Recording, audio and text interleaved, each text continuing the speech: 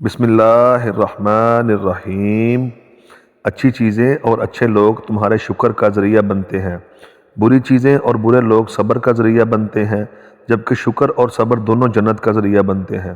لہٰذا تم دونوں سے فائدہ لے سکتے ہو، اچھائی کے بغیر برائی کا تصور ممکن نہیں۔ حضرت عائشہ رضی اللہ تعالیٰ عنہا بیان کرتی ہیں کہ میں نے رسول اللہ صلی اللہ علیہ وسلم کو فرماتے ہوئے سنا ہے، بے شک مومن اپنے حسن و اخلاق کی وجہ سے روزہ دار اور تہجد گزار شخص کا درجہ پا لیتا ہے۔ اللہ عز و جل کی قربت کا بہترین راستہ عاجزی ہے۔ ایک میٹھا بول خیرات سے بہتر ہے۔ درخت اپنے پھل سے اور انسان اپنے قول و فعل سے پہچانا جاتا ہے۔ اے انسان، کیا تم نے یہ نہیں سنا، کلُّ نفس ذائقۃ الموت، تمہاری خوبصورتی، تمہارا جمال، تمہارا حسن، جوانی کا نشہ، دولت کا گھمنڈ، تمہاری قابلیت کے چرچے، تمہارے ہنر، سب ایک دن ختم ہونے والے ہیں، تو غرور کس بات کا؟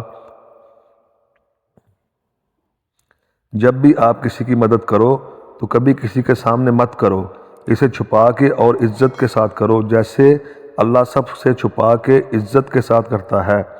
اگر دوستی کا رشتہ نہ بنا ہوتا تو انسان کبھی بھی اس بات کا یقین نہ کرتا کہ اجنبی لوگ اپنوں سے کہیں زیادہ پیارے اور بھروسے مند ہو سکتے ہیں۔